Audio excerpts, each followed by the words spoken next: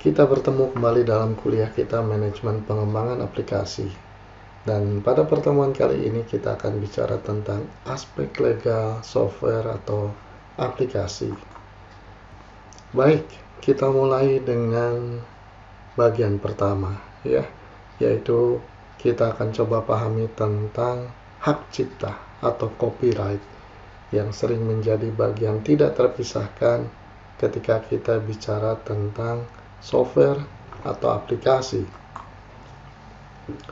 Baik, kita mulai dengan beberapa kasus ya, supaya kita lebih paham tentang pentingnya untuk melindungi software kita dengan mendaftarkan hak cipta. Yang pertama ini adalah fenomena software bajakan di negara-negara berkembang ya, termasuk Indonesia. Saya lupa ini ranking berapa, tapi cukup parah ini Indonesia ini dalam hal penegakan hukum pemberantasan software bajakan. Jadi begitu mudah di kita untuk mendapatkan software bajakan. Ya, ini satu situasi yang tidak menguntungkan karena tidak mendorong semangat ya bagi pihak-pihak yang punya inovasi, kreativitas untuk meng-create software yang kualitasnya baik. Mereka khawatir effortnya tidak seimbang karena hasil software yang sudah dibuat mungkin dibajak dan sulit mengandalkan proses hukum di Indonesia ya. Ini sampai dijual online sekarang ya, ditawarkan secara online yang sebetulnya ini bisa ditelusuri ya kalau diinginkan, kalau ada keseriusan. Baik, ini lebih luas sedikit ya, tidak semata-mata software, tapi perangkat IT secara umum, devices ya. Pernah terjadi pertarungan yang luar biasa antara Apple dan Samsung saling mengklaim bahwa ide-ide inovasi dalam produk mereka itu adalah inovasi dari satu pihak, tapi diklaim oleh pihak lainnya ya, kira-kira seperti itu. Ya, saya tidak akan membahas kasusnya ya, tapi ini memperlihatkan bahwa kalau kita bicara inovasi berkaitan dengan teknologi, apalagi sekarang eranya perkembangan inovasi demikian hebat, ya demikian cepat, ya sampai kita kadang-kadang menjadi bingung, kabur. Mana yang layak diproteksi, mana yang tidak. Mana yang sudah menjadi pemikiran inovasi dari satu pihak yang sudah didaftarkan, mana yang belum, ya. Bahkan bisa terjadi dua pihak punya inovasi yang sama, lalu didaftarkan dalam waktu yang hampir bersamaan sehingga terjadi keadaan yang abu-abu ya kira-kira. Baik, yang berikutnya ini, nah ini saya barangkali mau sharing pengalaman pribadi ya. Jadi ini sebuah produk kira-kira 10 tahun lalu cukup populer. Produk ini translator antar bahasa yang juga dapat mengeluarkan suara karena didukung oleh text to speech ya. Ini ada text to speech untuk bahasa Inggris dan sejumlah bahasa Eropa, juga text to speech untuk bahasa Indonesia yang kebetulan merupakan text to speech pertama bahasa Indonesia. Jadi pada saat itu ini sangat unik ya, karena tidak ada produk serupa yang khususnya yang bahasa Indonesia ini, yang dilengkapi dengan bahasa Indonesia. Tapi apa yang terjadi ya,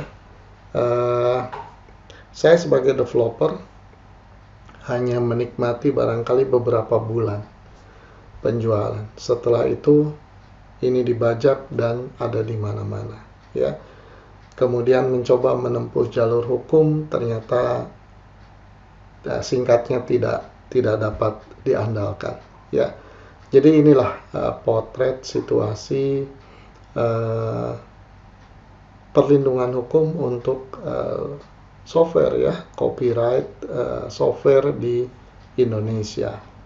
Walaupun kita bisa daftarkan, tapi pada akhirnya harus ada tindakan bagi pelaku-pelaku kejahatan pembajakan. Ya, jadi sementara saya ingin menekankan, terlepas dari kasus-kasus yang saya perlihatkan tadi, setelah mengembangkan aplikasi, kita perlu mendaftarkan hak kekayaan intelektualnya. Dalam hal ini, kalau software biasanya didaftarkan copyright-nya ya. Nah, ini apa yang saya anjurkan untuk dilakukan. Sekali lagi, walaupun potensi pembajakan masih ada, tapi paling tidak kita punya satu kekuatan hukum dalam situasi di mana ketika itu digunakan oleh pihak-pihak yang memungkinkan kita tuntut secara hukum dengan mudah. Ya, baik. Sekarang kita masuk ke copyright. Hak cipta atau copyright adalah konsep hukum yang diberlakukan oleh sebagian besar pemerintah. Mengapa harus pemerintah? Karena ini diatur oleh undang-undang biasanya. Sedangkan dalam satu negara yang punya kewenangan melakukan itu adalah pemerintah ya, yang memberikan hak eksklusif kepada pencipta karya asli atas penggunaan dan distribusinya. Biasanya untuk waktu yang terbatas, dengan maksud memungkinkan pencipta kekayaan intelektual tersebut ya. Misalnya fotografer memiliki karya berupa foto. Ya, penulis menulis buku misalnya, bahkan menulis puisi bisa. Kemudian pengembang perangkat lunak untuk menerima kompensasi atas hasil karya mereka sehingga mampu menghidupi diri sendiri secara finansial, mampu berkarya terus-menerus ya karena memiliki penghasilan dari karyanya itu. Hak cipta adalah suatu bentuk kekayaan intelektual sebagaimana paten, merek dagang, dan rahasia dagang. Berlaku untuk segala bentuk gagasan atau informasi yang dapat diekspresikan, yang substantif dan diskret. Ya, baik. Copyright is often shared. Jadi biasanya bukan keharusan ya, tapi banyak situasi di mana copyright itu dibuat secara berkelompok. Nah, maksudnya seperti itu ya, sehingga ada istilah shared, kontribusi lah ya, lebih tepatnya percentage holders. Jadi tidak single holders pemegang copyrightnya, tapi ada persentase dari sejumlah orang yang terlibat. Ini satu hal yang biasa dalam copyright ya. Nah, ini dengan konsekuensi tentunya ketika ada hak finansial ya, termasuk hak menentukan aturan-aturan terhadap objek yang di-copyrightkan itu, ini semua pihak ini punya kontribusi untuk ikut menentukan ya. Kemudian generally right holders have the right to copy.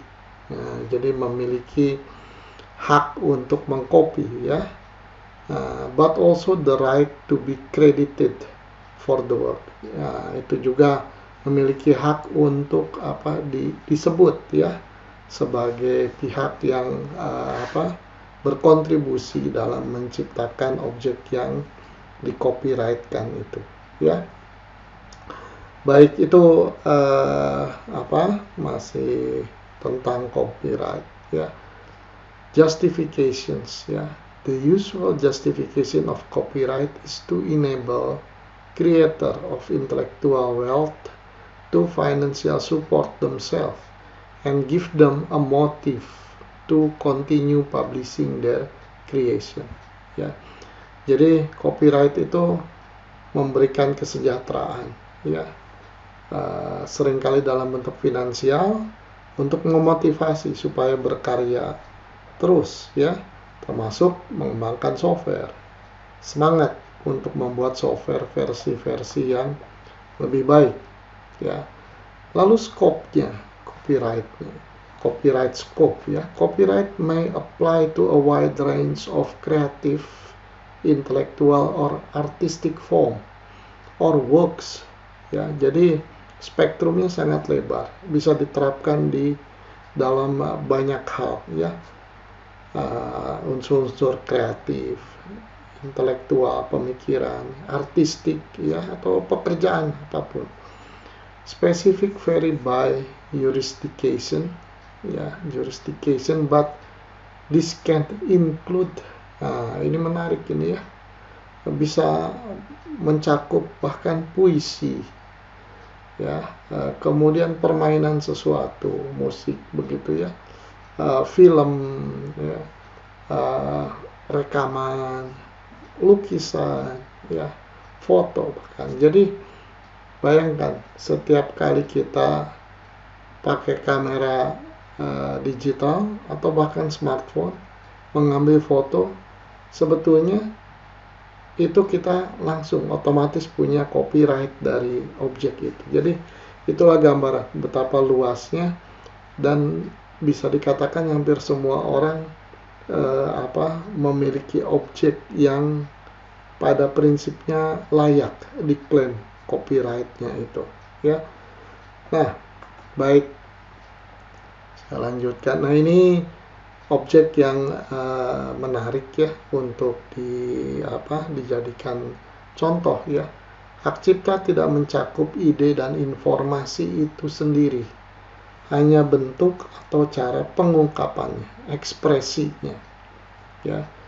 Jadi di sini misalnya hak cipta atas kartun Mickey Mouse membatasi orang lain untuk membuat salinan kartun tersebut atau membuat karya turunan berdasarkan tikus antromorfik khusus Disney. Tetapi tidak melarang pembuatan karya lain tentang tikus, ya, secara umum, selama memang cukup berbeda untuk tidak dinilai sebagai salinan Disney. Nah, ini memang disinilah abu-abunya itu menilai ini mirip, sama, beda. Nah, itulah, ya.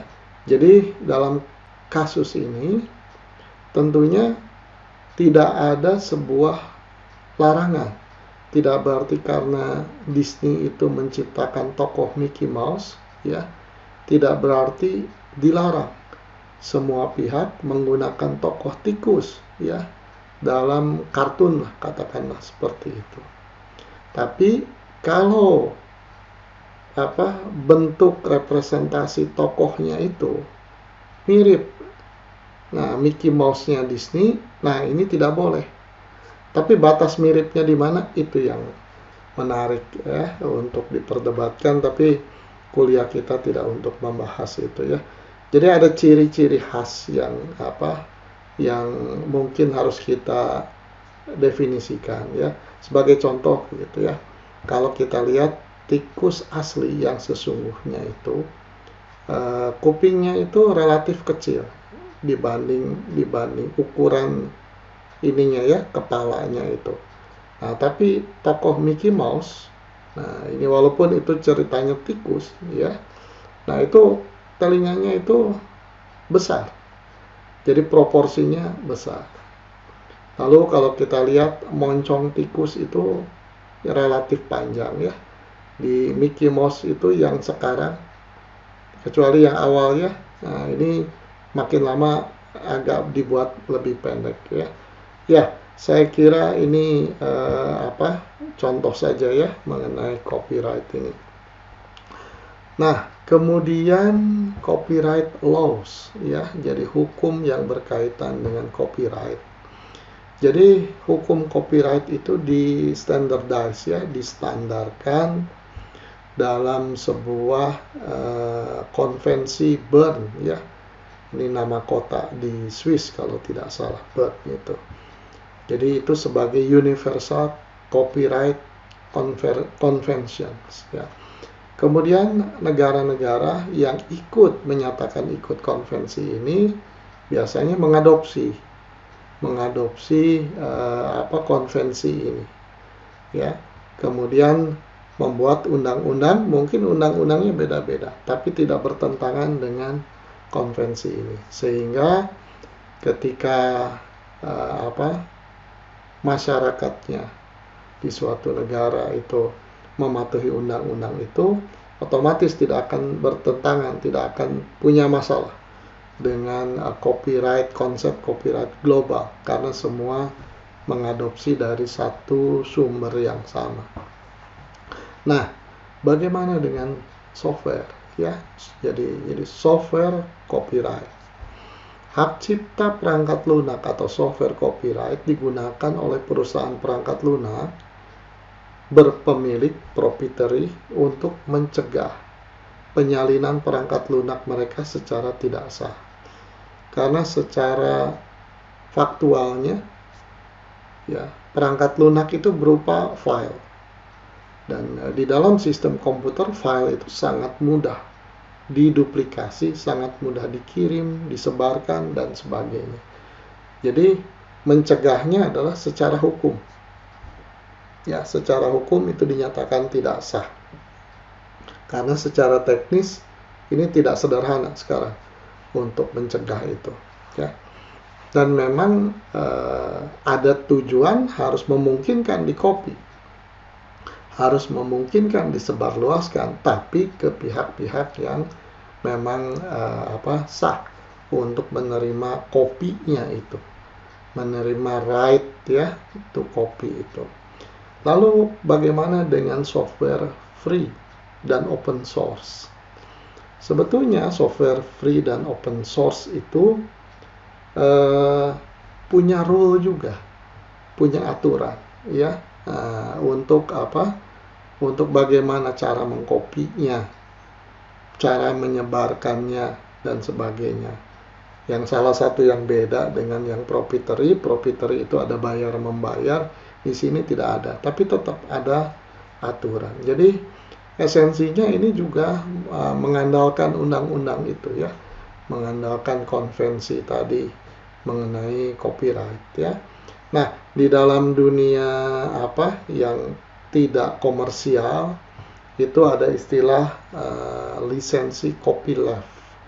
Itu membebankan kewajiban pada pemegang lisensi untuk membagikan modifikasi mereka pada karya copyleft. Kita lihat di halaman berikutnya, ya.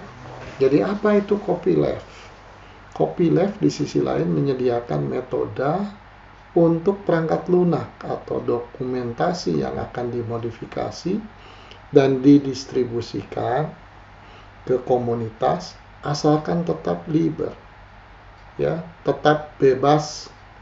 Ya, ini diambil dari bahasa Spanyol, bahasa Prancis. Jadi intinya adalah ada kebebasan, tidak menjadi hak satu personil atau kelompok tertentu. Ya, spiritnya memang seperti itu. Tapi tidak komersial, ya.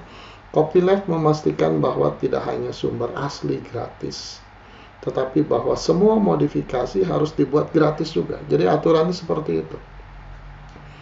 Dan izin diberikan untuk semua yang mengikuti modifikasi program atau dokumen yang sama, asalkan mereka mematuhi ketentuannya. Ya, jadi tidak jadi bebas 100%, ya.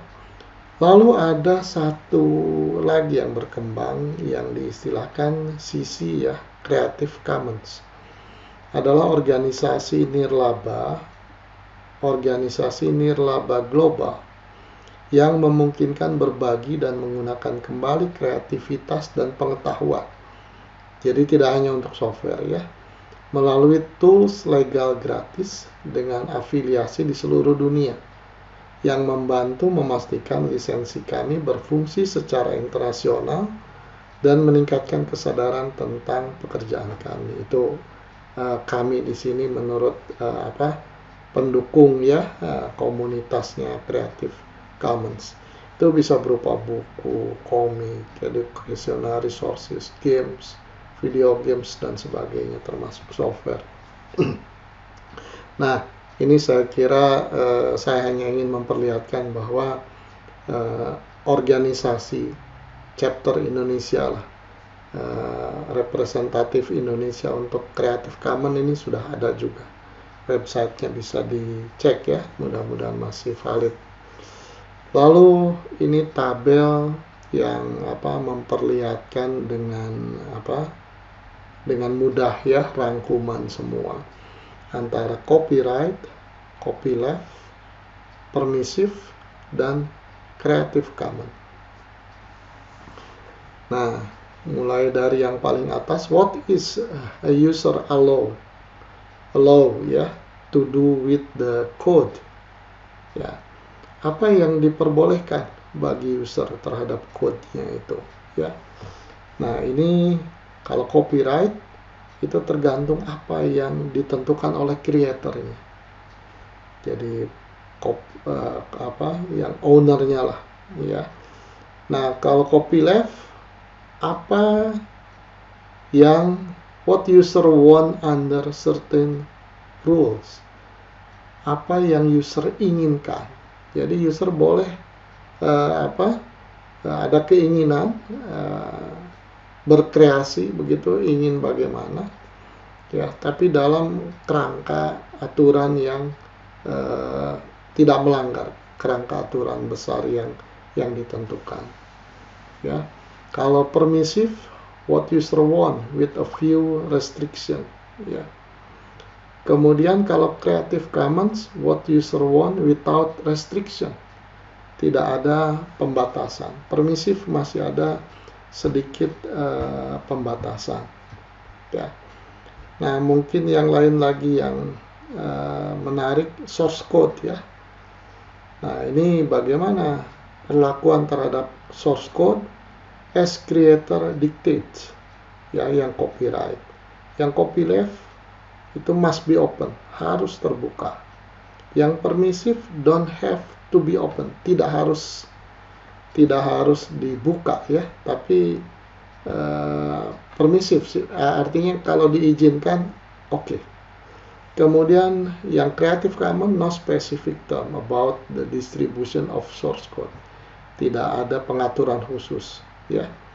Is creator liable for bugs, bagaimana tanggung jawab kreatornya ya kalau terjadi bug. Copyright itu punya aspek tanggung jawab, minimal upaya untuk memperbaiki ya. Copyleft juga ya. Permissive tidak, Creative Commons juga tidak. Baik, selengkapnya nanti bisa dibaca lagi dengan tenang ya, untuk melihat perbedaan dari ini semua. Baik, kita masuk ke bagian kedua, yaitu sesuatu yang agak berbeda supaya kita paham apa bedanya ya. Karena software itu bisa di copyrightkan, didaftarkan hak ciptanya, itu yang paling umum. Tapi juga software tertentu memungkinkan untuk didaftarkan sebagai paten ya.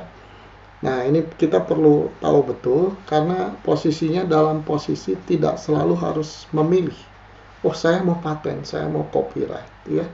Tergantung situasinya memungkinkan untuk dipatenkan atau tidak. Kalau copyright cenderung hampir selalu bisa ya. Baik, jadi kalau dikontraskan dengan paten, copyright itu melindungi ekspresi ide. Jadi ada ide lalu diekspresikan, direalisasikan ya. Ide pemikiran tentang nada lalu diekspresikan dalam bentuk lagu, permainan musik ya. Ide tentang algoritma, cara kerjanya bagaimana, diekspresikan dalam bentuk software ya. Ide tentang imajinasi, menata benda-benda kemudian difoto, diekspresikan akhirnya dalam bentuk foto dan sebagainya. Jadi intinya copyright itu tidak melindungi idenya, tapi melindungi sesuatu berdasarkan ide, lalu kita ekspresikan jadi sesuatu. Nah, hasilnya itulah yang di copyrightkan, ya, si softwarenya itu. Bukan ide sampai saya bisa membuat software itu. Copyright tidak melindungi proses pembuatan karya. Jadi bagaimana prosesnya, silahkan masing-masing, ya, tertentu, ya, atau penggunaan informasi di dalamnya. Nah, mari kita lihat yang kanan, paten. Paten melindungi ide, bukan hanya ekspresinya. Justru fokusnya lebih ke idenya. Bahwa ini ada original idea, ada ide yang original, yang berbeda, yang tidak pernah diusulkan oleh siapapun, tidak pernah didaftarkan persisnya. Karena bisa jadi idenya sudah ada tapi tidak pernah didaftarkan. Nah, ini jadi persoalan juga itu, ya. Paten adalah hak yang diberikan oleh pemerintah untuk mengecualikan orang lain dari membuat, menggunakan, atau menjual penemuan Anda. Paten melindungi penemuan seperti proses baru, mesin, bahan kimia, dan sebagainya. Jadi betul-betul objeknya, bukan betul-betul objek yang ada ide berkaitan dengan sebuah ide, ya. Saya membuat proses yang berbeda, lebih efisien. Itu bisa dipatenkan, ya. Jadi ide bahwa prosesnya harus bagaimana.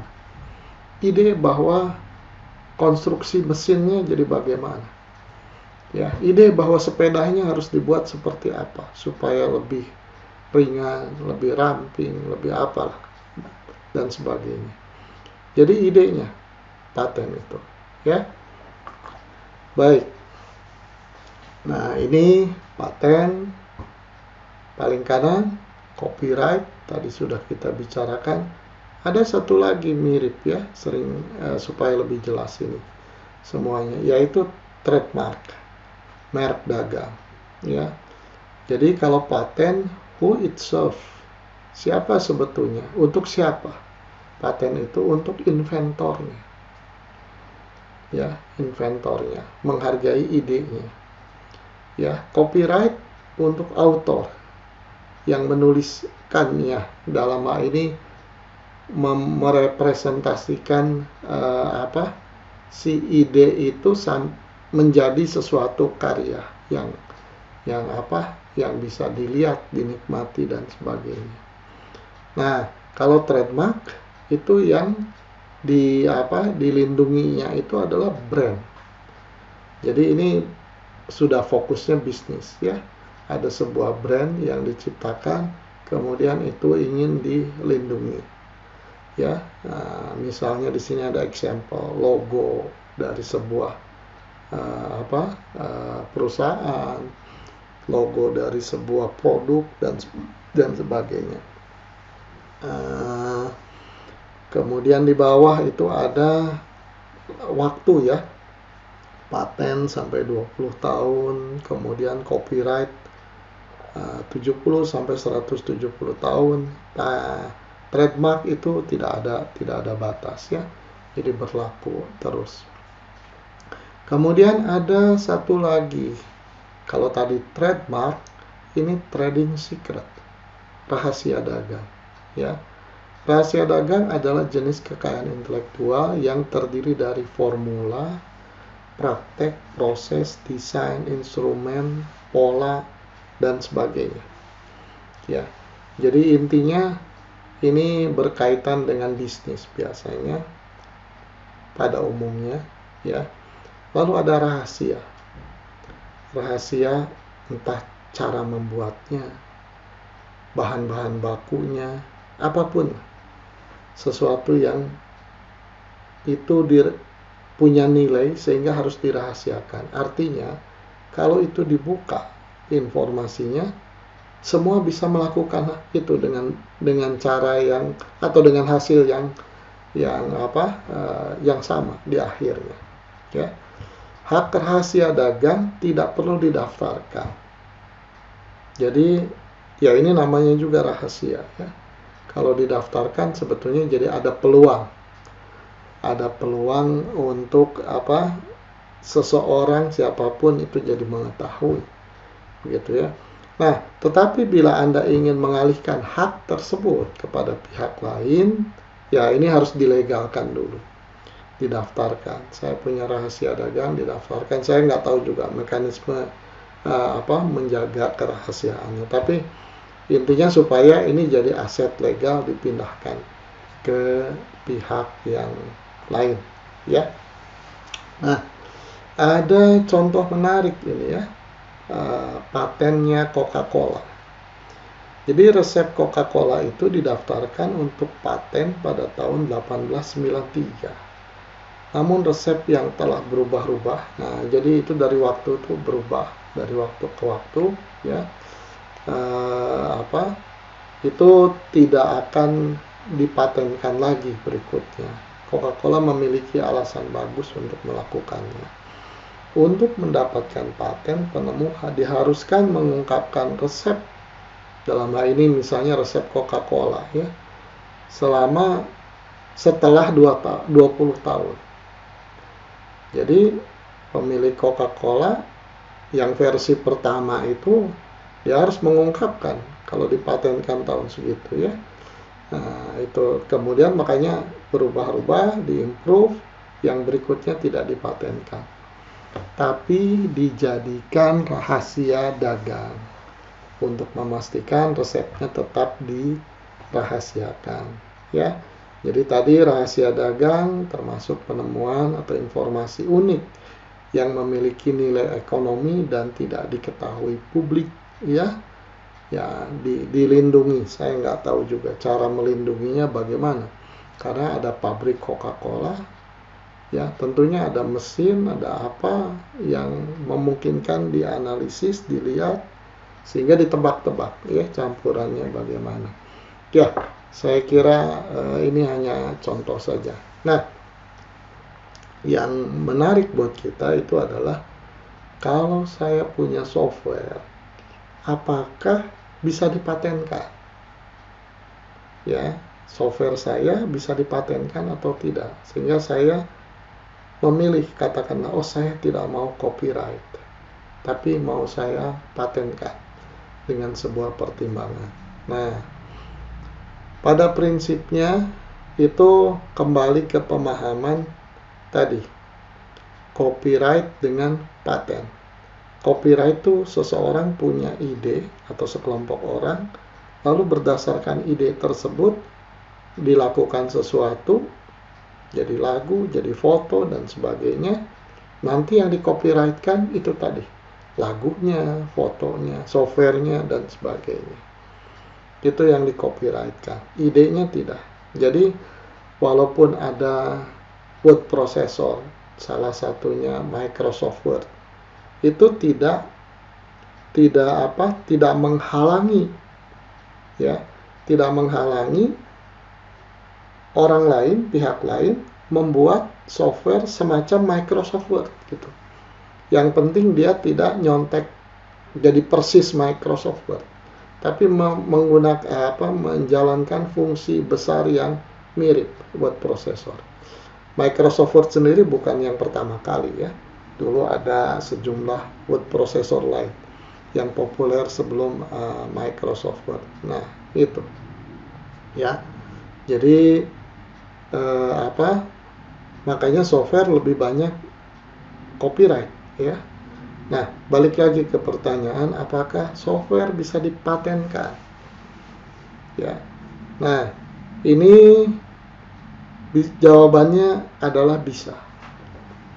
Tapi yang dipatenkan itu kalau ada sebuah uniqueness, kebaruan, ide-ide yang sangat esensial, ya, di balik software tersebut. Jadi sebetulnya software kalau dipatenkan, lebih tepatnya yang dipatenkan bukan softwarenya, tapi idenya. Misalnya saya menemukan algoritma baru untuk pengenalan wajah dengan cepat tapi akurat. Dan algoritma itu beda dengan algoritma-algoritma yang sudah ada. Jadi lebih tepatnya yang saya patenkan adalah algoritma barunya itu, yang nanti tentunya diwujudkan dalam bentuk software. Ya, jadi bukan esensinya bukan softwarenya. Itu kira-kira pemahaman tentang software paten. Jadi selama software kita umum begitu ya, software bisnis biasa begitu, yaitu mungkin sulit dipatenkan ya. Tetapi kalau ada satu hal yang sangat spesifik, nah kita isolasi bagian spesifiknya itu, sehingga yang kita patenkan, ajukan paten adalah bagian algoritma spesifiknya itu ya. Ya, ini contoh ya, contoh software yang dipatenkan, yang termasuk awal ya, yang generasi awal. Jadi ini tahun 62 nih, 21 Mei 1962, British Patent Application. Ya, ini judulnya, objeknya itu A Computer Arranged for the Automatic Solution of Linear Programming Problem. Jadi tidak eksplisit software. Grafik ini memperlihatkan pertumbuhan software patennya di US ini.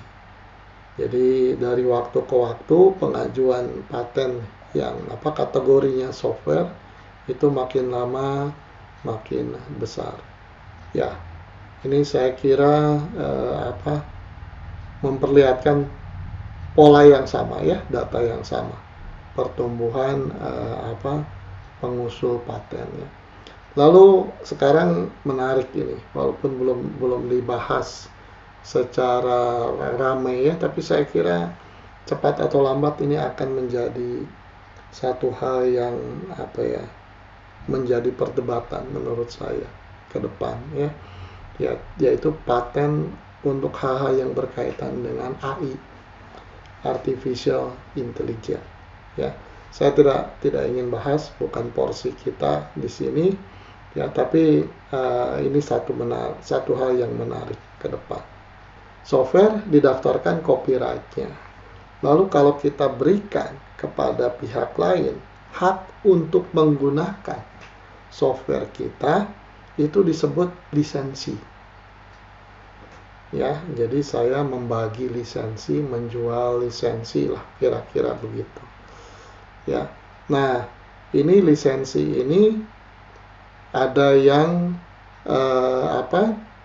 tidak berbayar, dan bahkan dibuat sangat praktis, tidak perlu ada interaksi khusus ya, perjanjian khusus begitu. Yang free open source biasanya dibuat sangat sederhana, tapi tetap ada konsep lisensi dan aturannya, walaupun tidak complicated ya.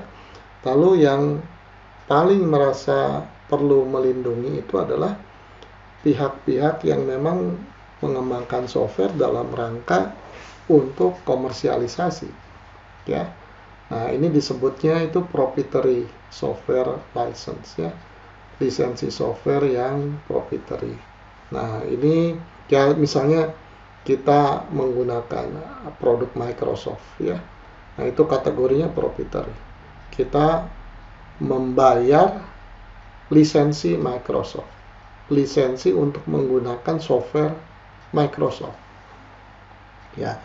Ini ada perjanjian ya, ada perjanjian yang disebut ini End User License Agreement. Di mana perjanjiannya kita tidak pernah tanda tangan ya. Kalau kita membeli softwarenya dalam bentuk CD, barangkali suka ada kertas sedikit begitu ya. Nah, atau kalau sekarang itu dalam bentuk ini ya, dalam bentuk ketika menginstall kita harus baca ini End User License Agreement. Kalau kita tidak baca, ceritanya begitu ya, kita tidak bisa ngeklik. Ada yang dibuat seperti itu, jadi harus scroll ke bawah ya. Setelah itu baru ada tombol untuk klik, artinya setuju. Saya setuju dengan ini ya, dengan analoginya saya tanda tangan setuju gitu ya. Nah, Kira-kira itu ya yang dimaksud license, kemudian ada agreement-nya. Efek paling signifikan dari bentuk pemberian license ini adalah jika kepemilikan perangkat lunak tetap dimiliki oleh penerbit perangkat lunak, pembuat, maka pengguna akhir harus menerima lisensi perangkat lunak tersebut. Dengan kata lain, tanpa penerimaan lisensi, pengguna akhir tidak boleh menggunakan perangkat lunak sama sekali ya. Nah, jadi perangkat lunaknya diberikan kepada user, tapi diberikan itu sebetulnya secara hak adalah diberikan untuk diinstal di komputer kita, kemudian sehingga kita punya hak untuk menggunakan. Ya, nah kira-kira seperti itu. Kalau sekarang itu lebih protected karena sebagian software sekarang sudah bergeser menjadi software yang porsi bagian yang tersimpan di server base yang di cloud itu makin besar. Sehingga sebagian aplikasi sekarang itu tidak perlu menginstal apapun. Ya. Nah, jadi lebih jelas ini, lebih tegas ini hak. Kita tuh hanya diberikan hak pakai saja. Jadi kalau selama ini kita pernah membeli Windows original, lalu Office original, lalu dapat CD atau DVD, nah sebetulnya itu softwarenya ada di dalam CD DVD ya, si kopi dari software kita itu untuk install kita. Nah tapi secara kepemilikan itu tidak jadi milik kita. Itu seolah-olah dipinjamkan bagi kita untuk menginstall. Setelah diinstal pun hasilnya bukan milik kita. Kita itu hanya punya hak untuk menggunakannya, ya, punya lisensi untuk menggunakannya.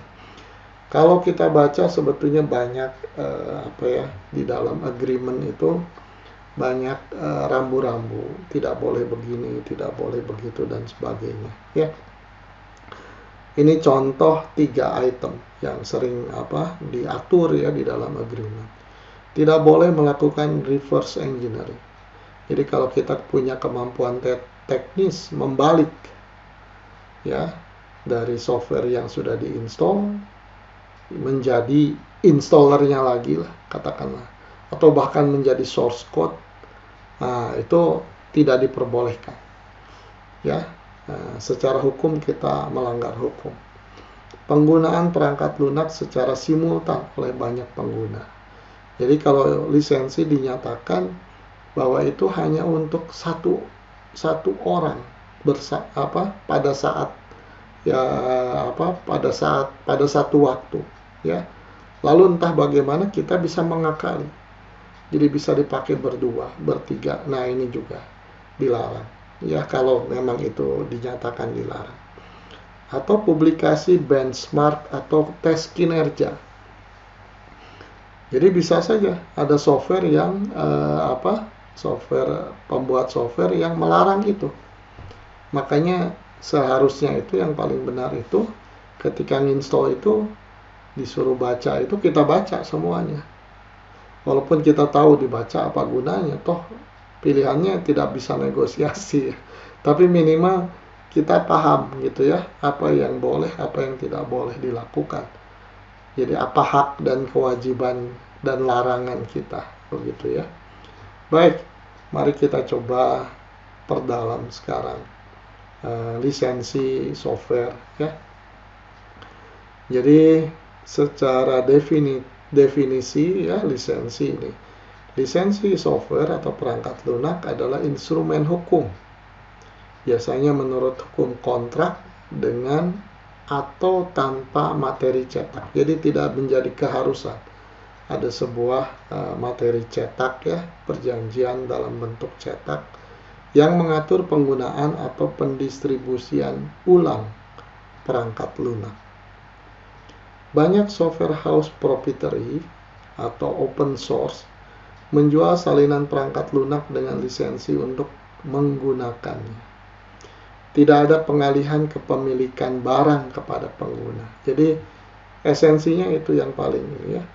Saya membayar, bukan saya membeli, haknya pindah. Tidak seperti saya membeli mobil. Nah, gitu ya. Membeli mobil, setelah dibayar, mobil itu jadi milik saya. Milik pembeli. Nah, software tidak begitu. Konsep lisensi tidak begitu ya. Saya membayar, dibeli CD isinya software tersebut, tapi bukan diberikan kepada saya esensinya. Dipinjamkan untuk menginstall agar dapat memanfaatkan fungsinya. Ya, kira-kira seperti itu. Baik. Ya, ini perbandingan antara free software, open source ya, dan sebagainya. Ada 4 kategori di sini.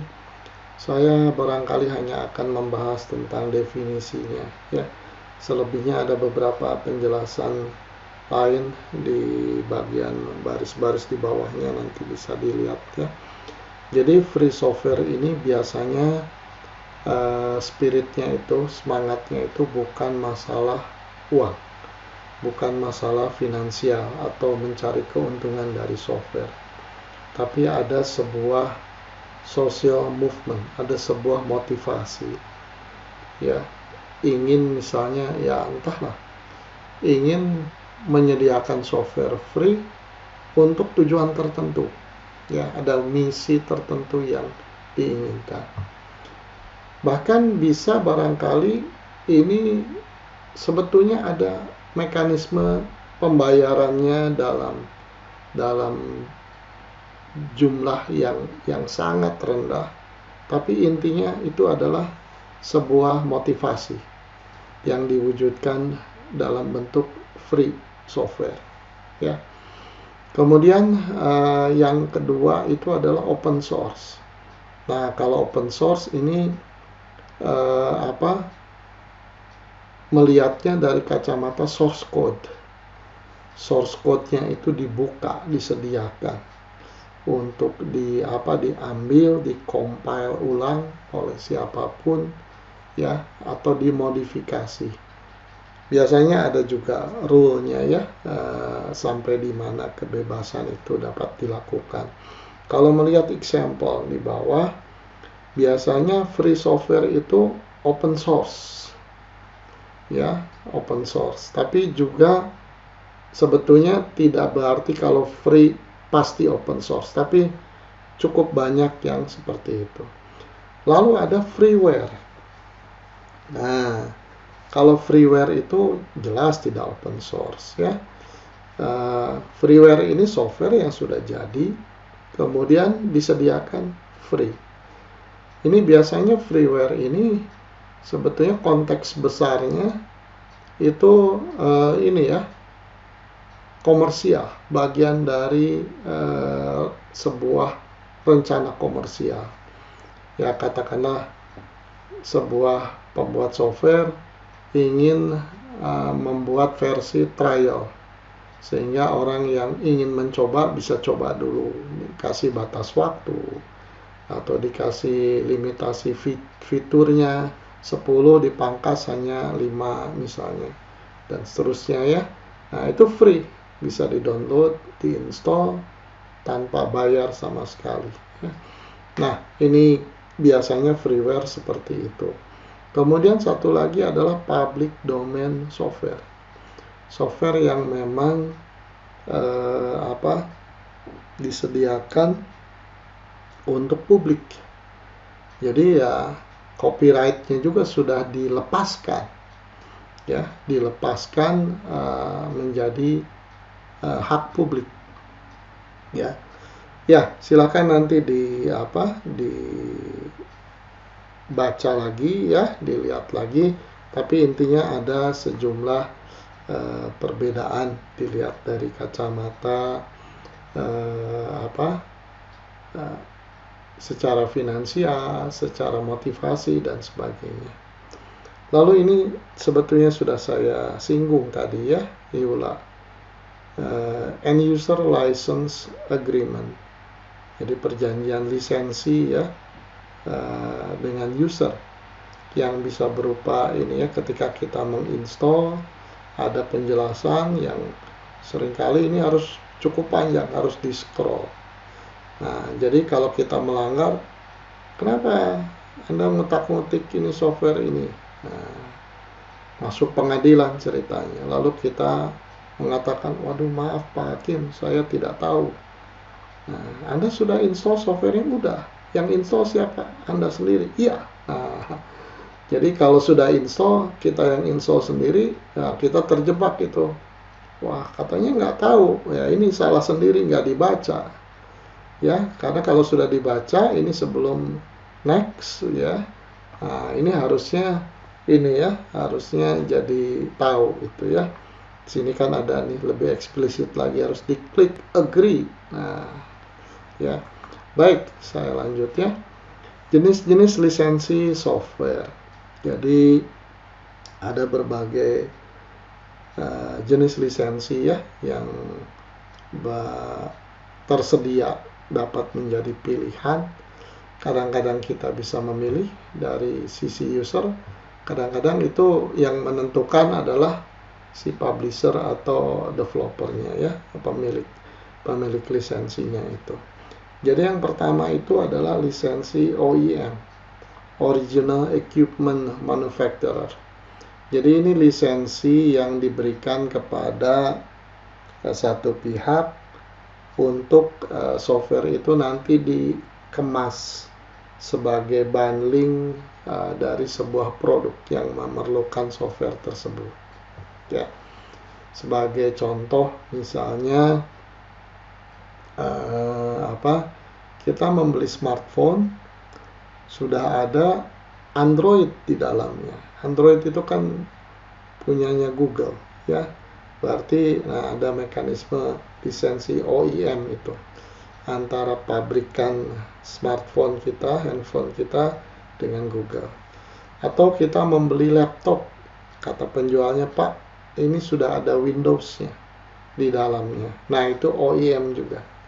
Jadi Microsoft memberikan lisensi OEM kepada katakanlah Asus, Acer dan sebagainya. Ya. Lalu ada name user license, lisensi yang diberikan kepada satu pihak tertentu dan eksplisit namanya siapa. Artinya pengguna itu hanya nama yang tercantum, pengguna yang sah. Kalau yang menggunakannya yang lain, ya itu tidak boleh, seharusnya begitu. Ya. Kemudian volume license type supporting multiple user. Jadi kalau beberapa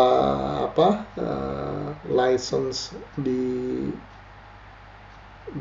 dibeli oleh kita, nah ini ada volume maksimumnya biasanya ya.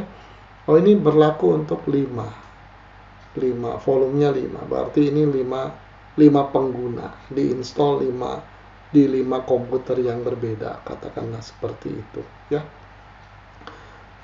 Kemudian ada client access license type that give users the right to access the service of the server ya.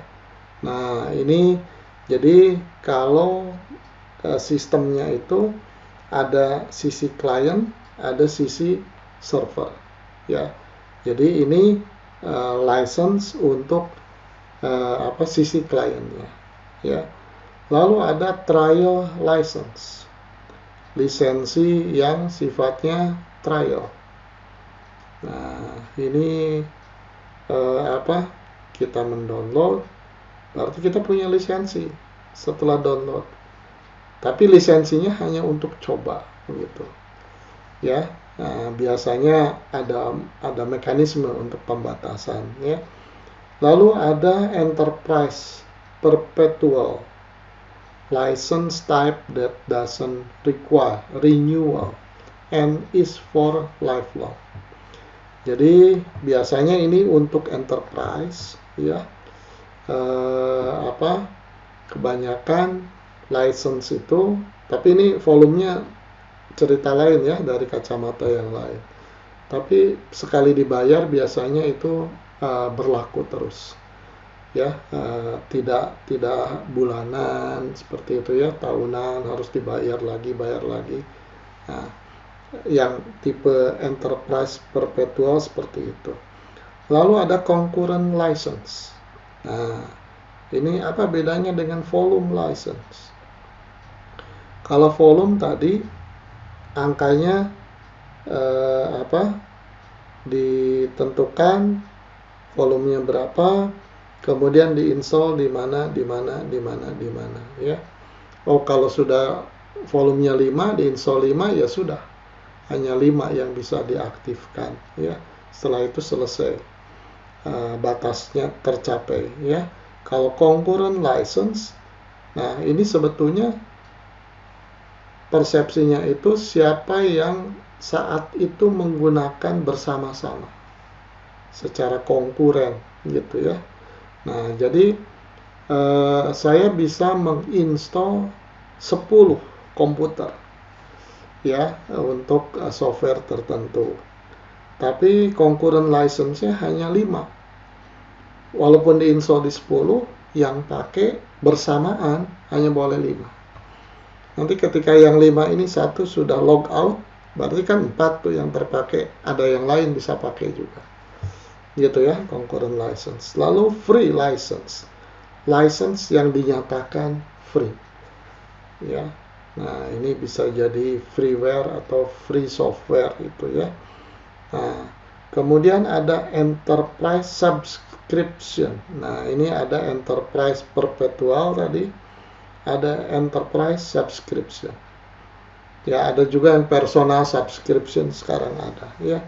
Tapi intinya subscription itu ada mekanisme langganan. Entah bulanan atau tahunan. Kita harus bayar lagi.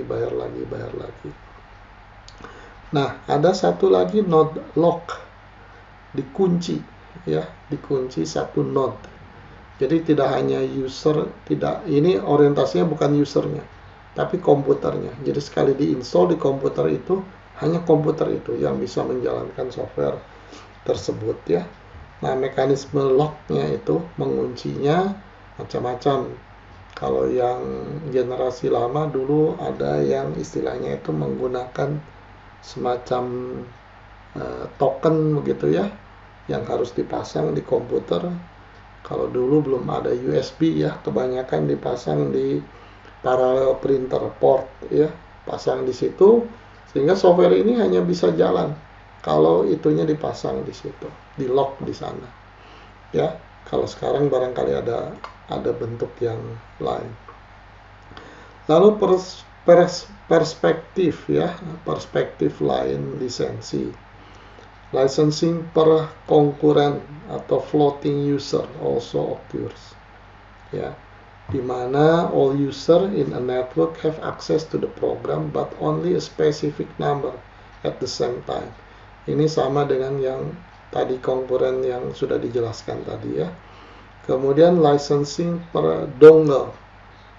Ya, tadi ada yang semacam token itu dulu disebutnya dongle, itu yang dipasang di parallel port printer itu ya. Jadi software itu hanya bisa jalan di mana di komputer yang terpasang dongle-nya itu. Lalu licensing per server, CPU or point. Nah, sekarang kan sudah eranya multi-core ya, multi-server dan sebagainya. Nah, itu ada software yang sampai dirancang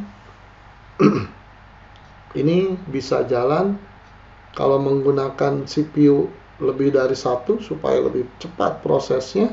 Nah, nanti lisensinya ada berapa nih? Kalau misalnya 4 core CPU gitu ya, 4 core saja, selama kita atau kalau kita punya CPU lebih dari 4 core, tidak bisa pakai itu yang sisanya, karena lisensinya hanya 4 core misalnya seperti itu ya. Kemudian sometimes one can choose between perpetual and annual license. Jadi ada yang mengizinkan switch ya antara itu.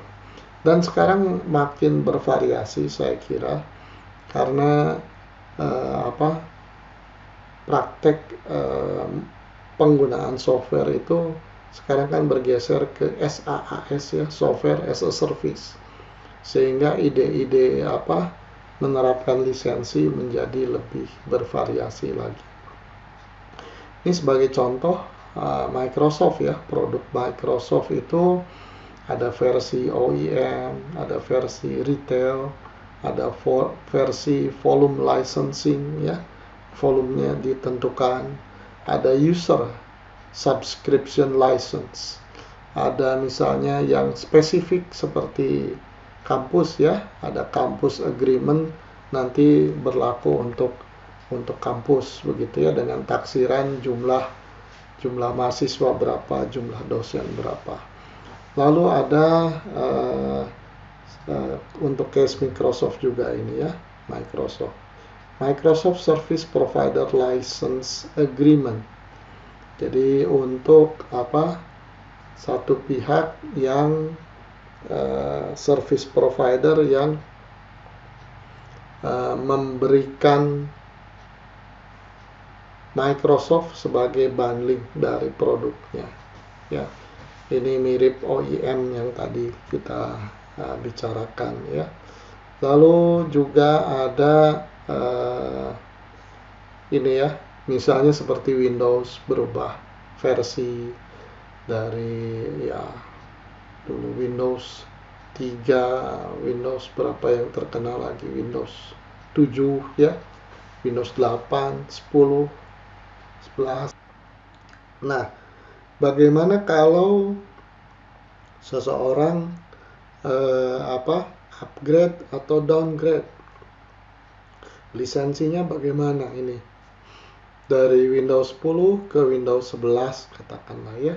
Nah, ini tentunya si pembuat software sudah menyiapkan bagaimana mekanismenya ya, sebisa mungkin itu dibuat jadi mudah ke customer.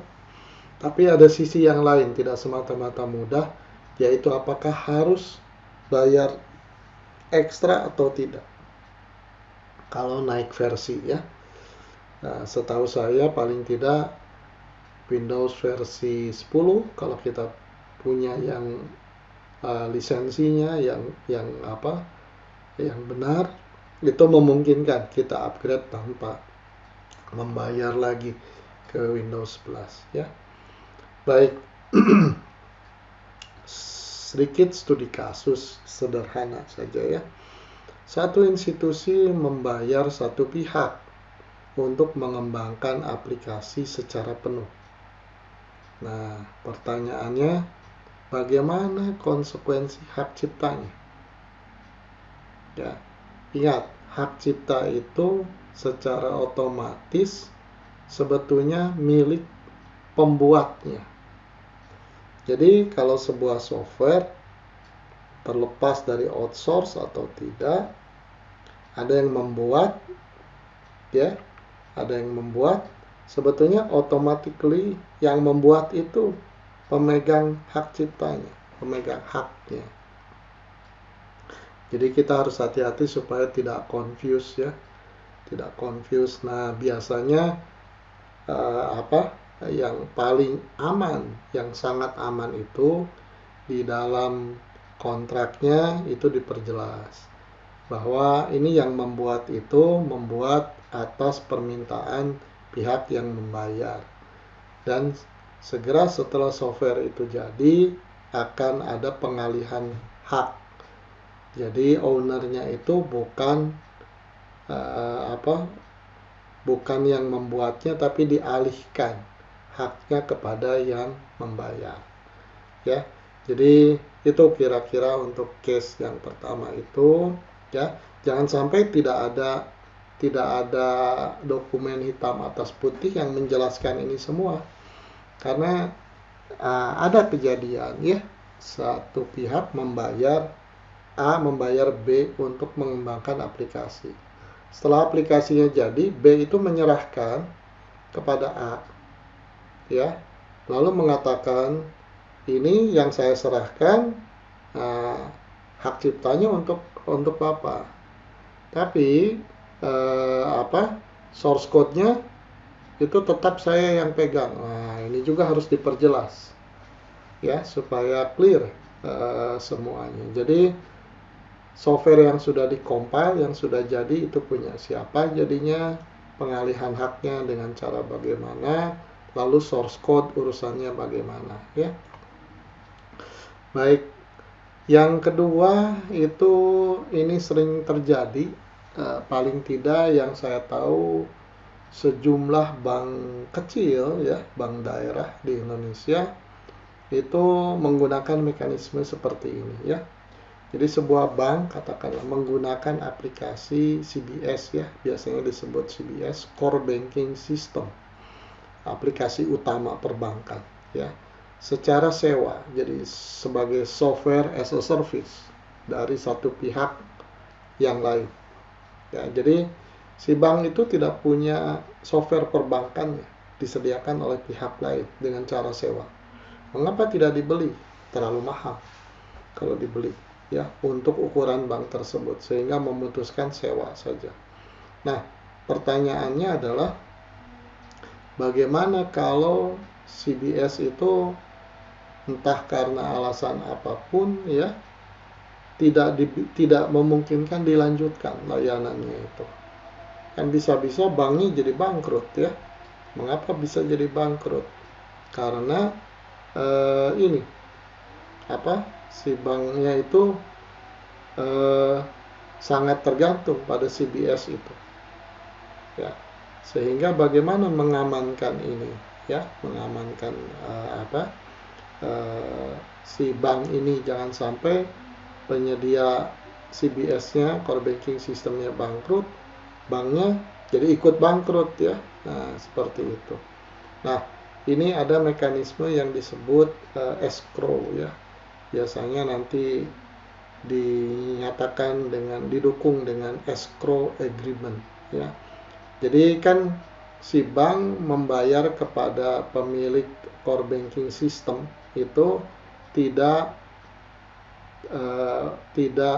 untuk membeli source code-nya karena terlalu mahal, sehingga dia hanya menikmati software as a service saja ya.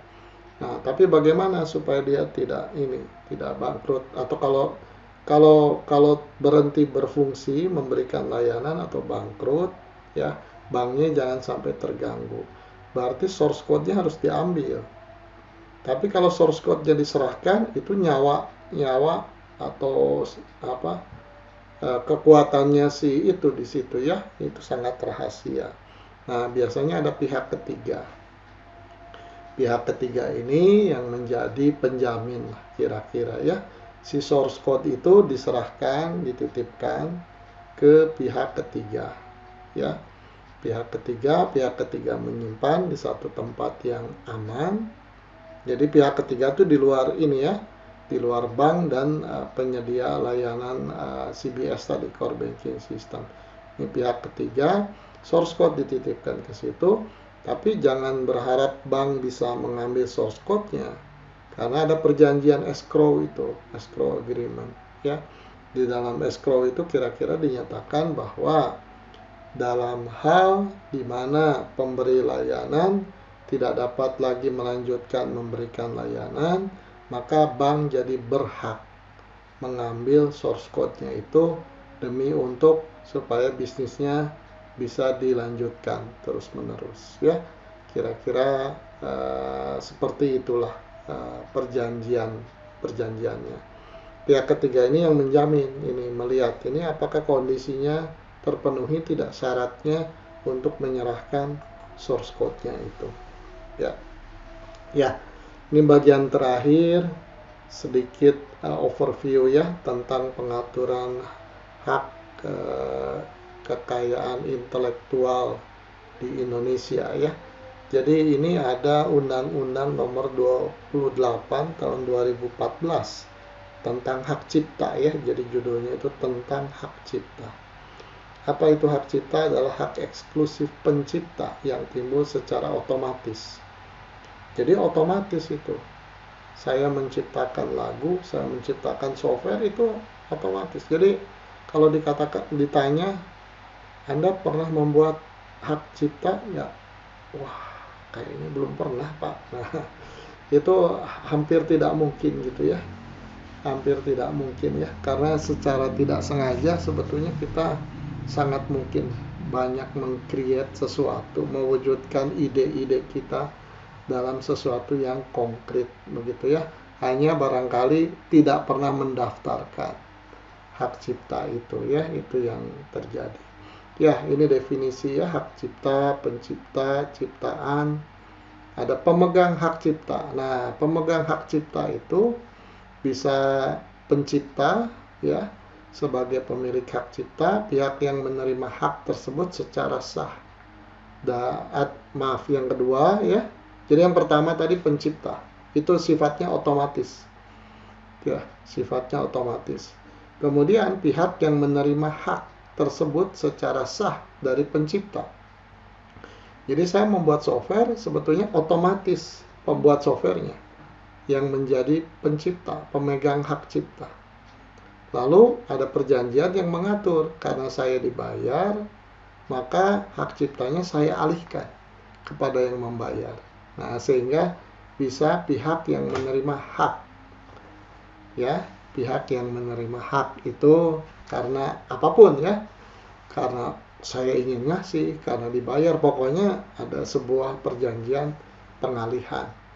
Lalu pihak lain yang menerima lebih lanjut hak tersebut dan seterusnya. Ya. Lalu pengumuman adalah pembacaan, penyiaran, pameran suatu ciptaan dan sebagainya ya. Jadi kalau kita daftarkan itu diumumkan ya, diumumkan dalam pengertian itu bisa di search, dicari informasinya, tidak selalu harus ada di internet ya, tapi artinya bisa dimintai keterangan oleh pihak lain untuk klarifikasi bahwa kita pemegang hak cipta yang sudah didaftarkan ya. Ya, atau kita deklarasi sebetulnya dalam cara yang paling singkat itu. Seperti saya punya foto, tulis di pojoknya ya, copyright, tulis nama saya, nah, sehingga orang tahu oh itu foto karyanya Pak Ari misalnya dan seterusnya ya. Tapi kalau ini sesuatu yang demikian berharga, ya itu lebih baik didaftarkan sehingga punya kekuatan hukum yang kuat ya. Lalu program komputer ini ya, khusus atau software, adalah seperangkat instruksi yang diekspresikan dalam bentuk bahasa, kode, skema, atau dalam bentuk apapun yang ditujukan agar komputer bekerja melakukan fungsi tertentu atau untuk mencapai hasil tertentu ya. Baik, sisanya ada penggandaan, lisensi tadi sudah kita bahas, royalti. Nah, royalti adalah imbalan. Jadi kalau lisensinya dibeli oleh orang lain, ada imbalannya kan, timbal baliknya. Nah, itu royalti ya, adalah imbalan atas pemanfaatan hak ekonomi suatu ciptaan dan seterusnya.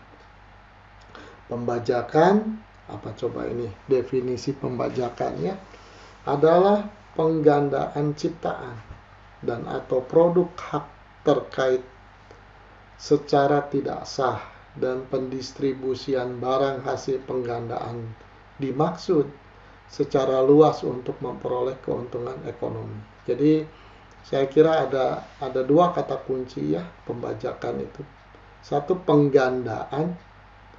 penggandaan yang ilegal ya, tanpa sepengetahuan pemiliknya, pemegang hak ciptanya. Satu lagi pendistribusian, dikirim ke sana kemari. Ya kalau mau ditambahkan penjualan ya.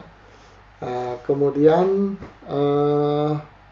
oke, saya lanjut saja. Lalu ada hak cipta merupakan benda bergerak tidak berwujud ya. Kemudian hak cipta dapat beralih atau dialihkan. Jadi memungkinkan dialihkan baik seluruh maupun sebagian karena kondisi ada terjadi pewarisan. Jadi seseorang punya, atau seorang pelukis lah gitu ya, memiliki lukisan dan tidak pernah dijual ke pihak lain, maka itu diwariskan kepada siapa, bisa ya. Kemudian hibah, wakaf, wasiat, atau ada perjanjian khusus ya, atau sebab lain yang dibenarkan sesuai dengan ketentuan atau hukum. Hak cipta dapat dijadikan sebagai objek jaminan fidusia. Kemudian ketentuan mengenai hak cipta sebagai objek jaminan fidusia sebagaimana dimaksud ayat 3 dilaksanakan sesuai dengan ketentuan peraturan perundang-undangan. Hak ekonomi atas suatu ciptaan tetap berada di tangan pencipta atau pemegang hak cipta selama pencipta atau pemegang hak cipta tidak mengalihkan. Jadi selama tidak dialihkan, ya sudah melekat ke pihak tersebut ya. Nah, kecuali meninggal ada pewarisan, warisnya sah, yaitu jadi harta ya, ibaratnya seperti itu. Lalu hak ekonomi yang dialihkan pencipta atau pemegang hak cipta untuk seluruh atau sebagian tidak dapat dialihkan untuk kedua kalinya oleh pencipta atau pemegang hak cipta yang sama.